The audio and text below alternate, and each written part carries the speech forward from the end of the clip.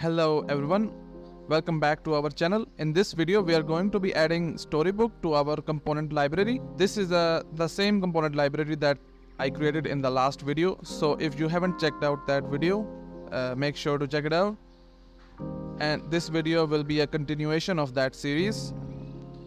Storybook is a powerful tool that allows us to develop and showcase UI components in isolation.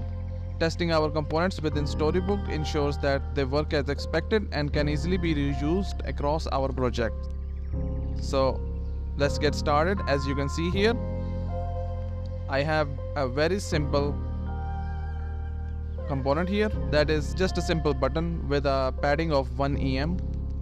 Now to get started, I'm gonna initialize it with this command npx sb. sb is for short form for Storybook. After that is done, it automatically starts the development server for it, which showcases the template that is provided by Storybook when you initialize their project. As you can see here, it has some template components, a header, a button, and a page component.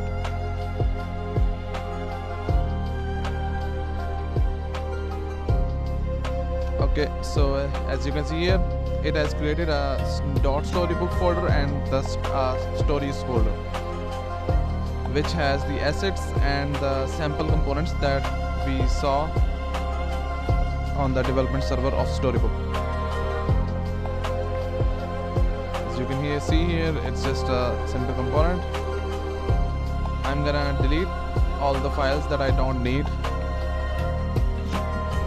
I'm gonna just keep this button file because my component is also named button, so I don't want to recreate it. So I'm gonna start from scratch. I have erased everything. I'm gonna start by importing React, and I'm gonna import the types meta and story object from Storybook/React. Next, I'm gonna import my component. After that, I'm gonna create the meta information for my component. For Storybook, I'm gonna name it my test component library /button. The component that will be rendered here will be the button component, and I'm gonna default export this meta information. Next, I'm gonna create this type of story. It's gonna be a story object, which is gonna have the types of button.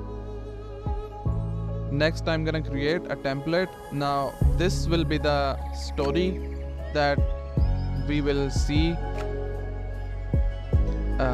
on the development server. So it's giving me an error right now. I wanted to name it default preview.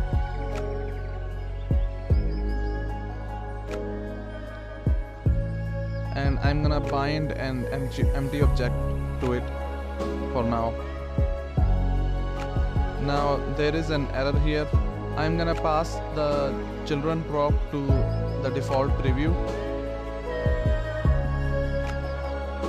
The error was because the file name was ts, not tsx. So in order to use JSX here, I needed to rename it to tsx. So now it's working. It automatically refreshes the server for me. And now, as you can see here, I have the default preview here. Now I'm gonna change some stylings in my button.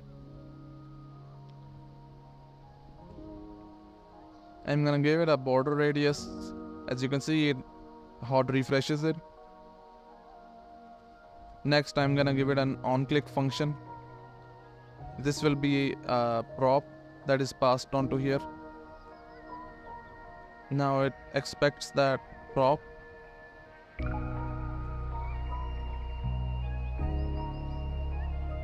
So I'm just gonna spread all the arguments that I receive here, because these will all be the button props.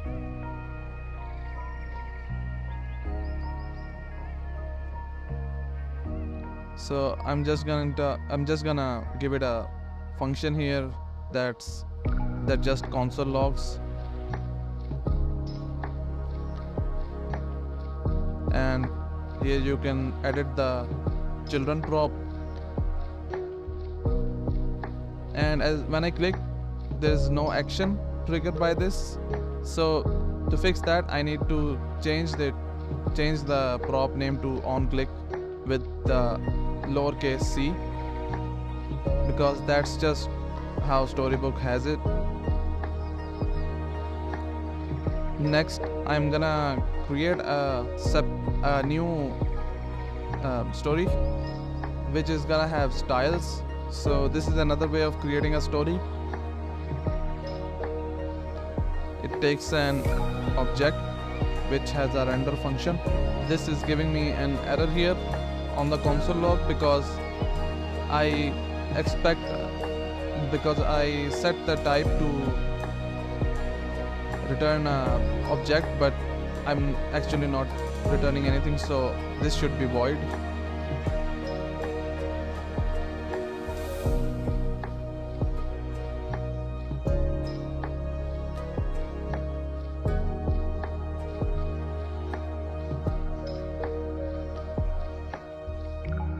Next, I just want to spread all the props that I pass onto the button.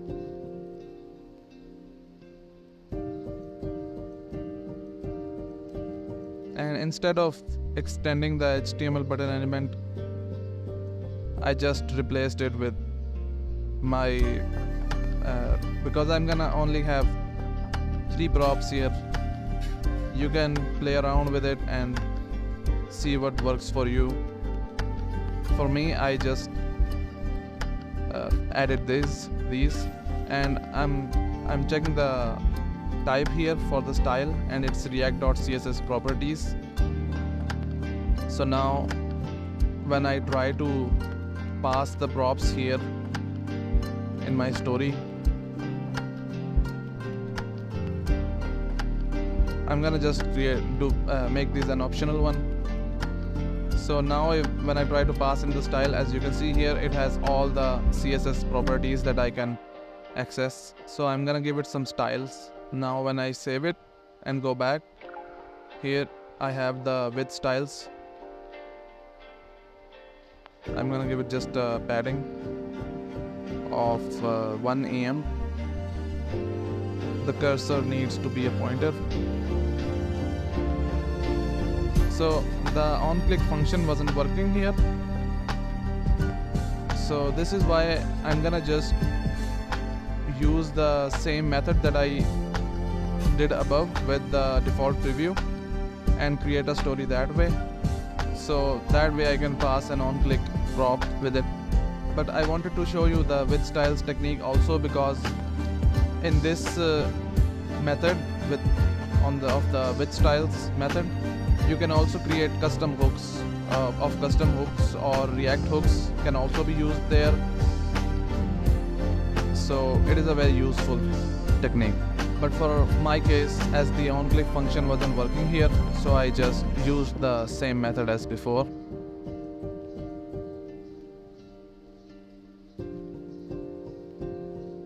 Here, as you can see, it is the same. Now the onClick is also working. Now you can play around with it, and if you have multiple components, all you need to do is create separate stories for each of them here, and it's pretty simple to set it up, honestly. So this is going to be it for this video. Thank you for watching, and I will see you in another video.